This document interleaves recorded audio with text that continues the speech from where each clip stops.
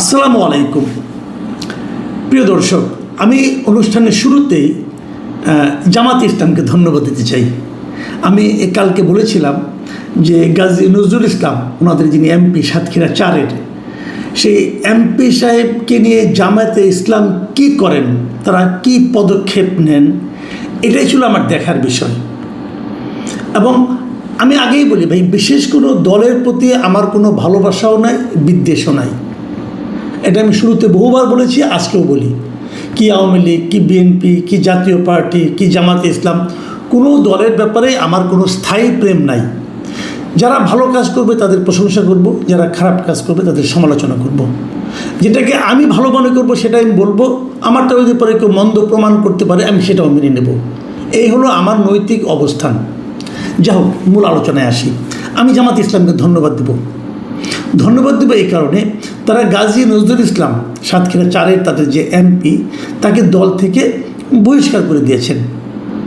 এবং আমি মনে করি, আমি এর আগে দেখিনি বাংলাদেশে কখনো কোনো রাজনৈতিক দল তার দলের কোনো এমপিকে এরকম নৈতিকতা স্খলনজনিত কারণে দল থেকে বের করে দেয়।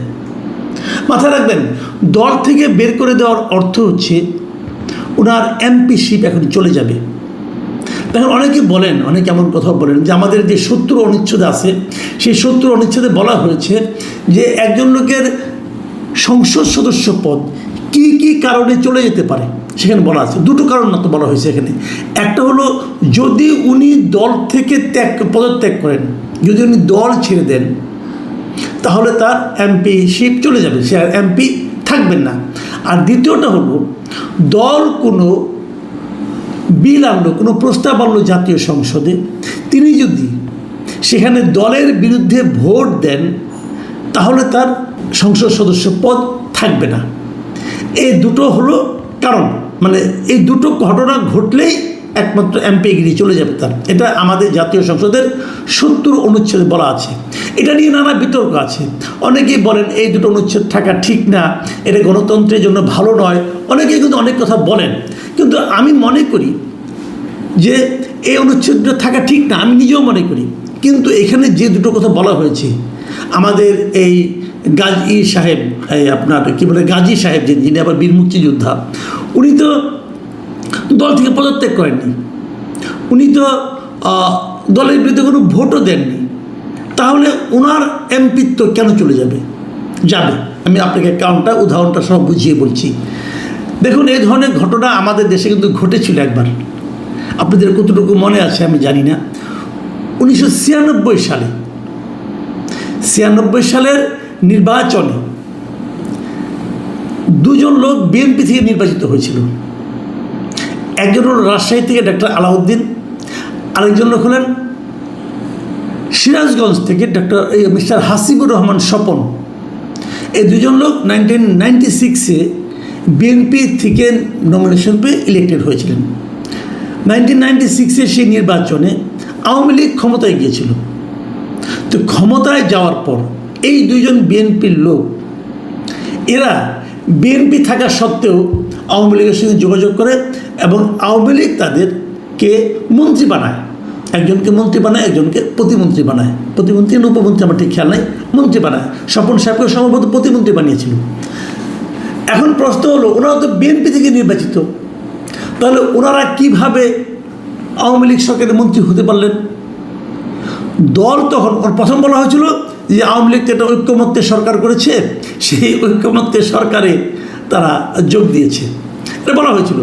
কিন্তু এই দাবিটা আওয়ামী লীগের পক্ষ থেকে করা হয়েছিল। কিন্তু বিএনপি করলো কি, তাদের দুইজনকেই তাদের দল থেকে বহিষ্কার করে দিল। এটা একটা আলাউদ্দিনকেও বহিষ্কার করে দিল এবং হাসিবুর রহমান স্বপনকেও বহিষ্কার করে দিল। এখানে একটু বলে নিই, পূর্ব ঘটনা আরেকটু বলি। এই আলাউদ্দিন সাহেব কিন্তু মূলত আওয়ামী লীগেরই লোক ছিল। উনি অনেক আগের থেকে আওয়ামী লীগে ছিলেন, আওয়ামী লীগের অনেক বড় নেতা ছিলেন। কিন্তু 96-এর নির্বাচনের আগে ওনাকে আওয়ামী লীগ মনোনয়ন দেয়নি। না দেওয়াতে উনি বিএনপিতে যোগ দিয়েছিলেন এবং বিএনপি থেকে নির্বাচিত হয়েছিলেন। নির্বাচিত হওয়ার পর উনি আবার আওয়ামী লীগে জয়েন করেছিলেন, আওয়ামী লীগের মন্ত্রী হয়েছিলেন। কিন্তু বিএনপি দুইজনকে পরে আওয়ামী লীগের মন্ত্রিসভায় যোগ দেওয়ার কারণে বহিষ্কার করে দেয়। এখন বহিষ্কার করে দিলে আপনার ইলেকশন কমিশন বলে যে এই দুজনে আসনই শূন্য হয়ে গেছে। তার মানে কি হলো, দল বহিষ্কার করে দিলেও এমপিশিপ চলে যায়। ওই ঘটনা একটু বলে নেই, অনেকের আগ্রহ থাকবে। পরে কি হয়েছিল, পরে উপনির্বাচন হয়। সেই উপনির্বাচন যখন হয়, সেই উপনির্বাচনে কিন্তু ডক্টর আলাউদ্দিন সাহেব আবার জিতেছিল, কিন্তু হাসিবুর রহমান স্বপন সেখানে হেরে যায় আওয়ামী লীগের বিদ্রোহী প্রার্থীর কাছে। আওয়ামী লীগের প্রার্থী হিসেবে সে নির্বাচন করে, কিন্তু আওয়ামী লীগের বিদ্রোহী প্রার্থীর কাছে তিনি হেরে যান। এই হলো ঘটনা। তাহলে আমরা যদি 96 সালের ঘটনাটা দেখি, তাহলে আমরা বুঝতে পারছি আমাদের গাজী সাহেবের কপালে কিন্তু আসলে খারাপই আছে। উনি একটা কিশোরী বলেন অথবা তরুণী বলেন, তরুণী ভার্যা উনি পেয়েছেন। অনেক কিছু ত্যাগ করতে হলো ওনাকে। দলের পদ গেল, দল গেল। এর মধ্যে আমি দেখেছি এলাকায় ওনার ব্যাপারে মিছিল হয়েছে, প্রতিবাদে ওনার বিরুদ্ধে মিছিল হয়েছে। এলাকার লোকজন ছি করছে ওনাকে নিয়ে। উনি কিন্তু চেষ্টা কম করেননি। উনি ওনার প্রথম স্ত্রীকে দিয়ে বিবৃতি দিয়েছেন। ভিডিও, ওনার প্রথম স্ত্রীর ভিডিও দেখলাম। ওনার প্রথম স্ত্রী বললেন তার স্বামী শরিয়া মোতাবেক নাকি বিয়ে করেছে। যারা তার ভিডিও ছড়াচ্ছেন তারা মানে অন্যায় করছেন, তাদের ব্যাপারে উনি আইনগত ব্যবস্থা নেবেন। ওনার দ্বিতীয় স্ত্রী, যেটা আলোচিত মরিয়ম বেগম যিনি আছেন, তিনিও দেখলাম একটা ভিডিওতে আজকে দেখলাম, উনি বলছেন যে আমরা বিয়ে করেছি এবং আমাদের বিরুদ্ধে যা নাকি আমাদের ব্যক্তিগত ভিডিও যারা প্রচার করছে তাদের বিরুদ্ধে ওনারা ব্যবস্থা নেবেন। এত কিছু করেও শেষ পর্যন্ত শেষ রক্ষা হলো না। আসলে ওনার শেষ রক্ষা হওয়ার কোনো কারণও নেই, কারণ উনি একটা করে মিথ্যা বলছেন আর ধরা খেয়ে যাচ্ছেন। আজকে সকালে প্রথমে আমাকে আমার এক পরিচিত লোক, উনি আমাকে একটা অডিও রেকর্ড পাঠিয়েছিলেন। সেটা হলো আপনার দৈনিক আমার দেশ পত্রিকায়, আমার দেশের রিপোর্টার সম্ভবত, উনি যে কাজে ওনাদের বিয়ে পড়িয়েছেন তার সঙ্গে কথা বলেছেন এবং তার সঙ্গে কথা বলে ওই কথাবার্তাগুলি তারপর ডিটেল যদি দেখেন, আমি আমার দেশকে ধন্যবাদ দিচ্ছি। তারা একটা খুব ভালো একটা নিউজ ডিসক্লোজ করেছে এবং খুব ভালো একটা নিউজ করেছে, অনুসন্ধানী রিপোর্ট আমি বলবো এটাকে।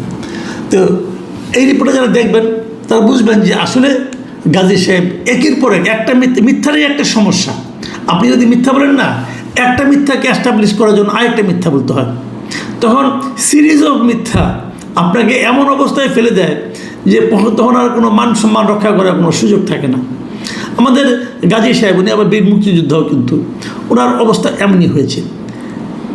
প্রশ্ন হচ্ছে জামাত যে ওনাকে বহিষ্কার করলো, আমি জামাতকে প্রথমে কিন্তু ধন্যবাদ দিয়েছিলাম। জামাতের এই কাজটাও আমার কাছে মনে হয়েছে যে নজিরবিহীন। বাংলাদেশের ইতিহাসে এর আগে কোনো পলিটিক্যাল পার্টি নৈতিক স্খলনের দায়ে কোনো সংসদ সদস্য কিন্তু দল থেকে বের করে দেয়নি। আমার স্পষ্ট মনে আছে আওয়ামী লীগ আমলে, ওইটাও একটা ভিডিও আমরা দেখেছিলাম। আওয়ামী লীগ আমলে ময়মনসিংহ এলাকার, সম্ভবত গৌরীপুর এলাকার একজন এমপি ছিলেন, তার এরকম একটা অন্তরঙ্গ ভিডিও প্রকাশিত হয়েছিল এবং সেটা আরও ভয়ঙ্কর অন্তরঙ্গ ছিল। সেই ভিডিও প্রকাশিত হওয়ার পর আমি ভেবেছিলাম যে এমন একটা লুচ্চা টাইপের লোককে নিশ্চয়ই আওয়ামী লীগ নিজেদের এমপি হিসেবে অব্যাহত রাখবে না, তার কার্যক্রম নিশ্চয়ই তার বিরুদ্ধে দলীয় কোনো অ্যাকশন হবে। কিন্তু আমি দেখেছি কিচ্ছু হয়নি, উনি এমপি ছিলেন শেষ পর্যন্ত। তো এই ধরনের ঘটনা কিন্তু আওয়ামী লীগে ঘটেছে, কিন্তু তারা কোনো অ্যাকশন নেয়নি। এই প্রথমবার দেখলাম জামাতে ইসলাম একটা অ্যাকশন নিল। বিষয়টা কী দাঁড়ায় আমি আপনাকে আবার এটুকু বলে শেষ করি, বেশি লম্বা করবো না আজকে আলোচনাটা। বিষয়টা হলো এরকম যে রাজনৈতিক দলের কিন্তু একটা দায়িত্ব থাকে জনগণের প্রতি। তারা যখন বলে আমরা সুশাসন কায়েম করব, তারা যখন বলে আমি সত্যকে শাসন কায়েম করব, কেউ মুখে উচ্চারণ করে, কেউ উচ্চারণ করে না। তো তাদের তখন দায়িত্ব হয় তাদের কথার সঙ্গে কাজের মিল ঘটানো। এখন নজরুল ইসলাম সাহেব জামাত ইসলাম কিন্তু পারত তার পক্ষ নিয়ে এটাকে থাপথুপ করে ঢাকা দেওয়ার জন্য, তাতে জামাত ইসলামের একটা লম্বা ক্ষতি হতো। আমাদের গ্রামে না এই ঘটনাগুলি কেন ঘটে আমি বলি আপনাকে। আমাদের গ্রামে একটা এক ধরনের প্রবাদ প্রচলিত আছে, নিশ্চয়ই আপনারা বহুবার শুনেছেন। সেই প্রবাদটা হলো যে সেই লোকটা তত বেশি ভালো যার সম্পর্কে আপনি যত কম জানেন। যার সম্বন্ধে আপনি কিছুই জানেন না তাকে আপনি খারাপ বলবেন কীভাবে? দেখুন, গত নির্বাচন আগে জামাতের পক্ষ থেকে কিন্তু একটা হাওয়া তোলা হয়েছিল যে আওয়ামী লীগ দেখেছেন, বিএনপি দেখেছেন, এবার জামাতকে দেখুন। কেন বলেছিল এই কথাটা? এই কারণে বলেছিল যে আমরা তো জামাতকে আসলে দেখি নাই, মানে জামাত সম্পর্কে আমরা তো কিছু জানি না। যেহেতু জানি না, অতএব তাকে আমরা ভালো মনে করতে পারি। এবং জামাত মাঝে মাঝে একটা উদাহরণ দিত যে 91-এর যে নির্বাচনটা হয়েছিল, যে নির্বাচনে জামাতের সঙ্গে জোট করে বিএনপি ক্ষমতায় ছিল, সেই নির্বাচনে কিন্তু জামাতের 2জন মন্ত্রী ছিল মন্ত্রী পরিষদে। একজন কৃষিমন্ত্রী ছিলেন মিস্টার মতিউর রহমান নিজামী, আর একজন আলী আহসান মুজাহিদ, উনি ছিলেন সমাজ কল্যাণ মন্ত্রী। মানে ওই সরকারের পর যখন 111 গভর্নমেন্ট আসলো, অনেক মামলা মোকদ্দমা হলো দুর্নীতির মন্ত্রীদের বিরুদ্ধে। জামাতের এই 2জন মন্ত্রীর বিরুদ্ধে কিন্তু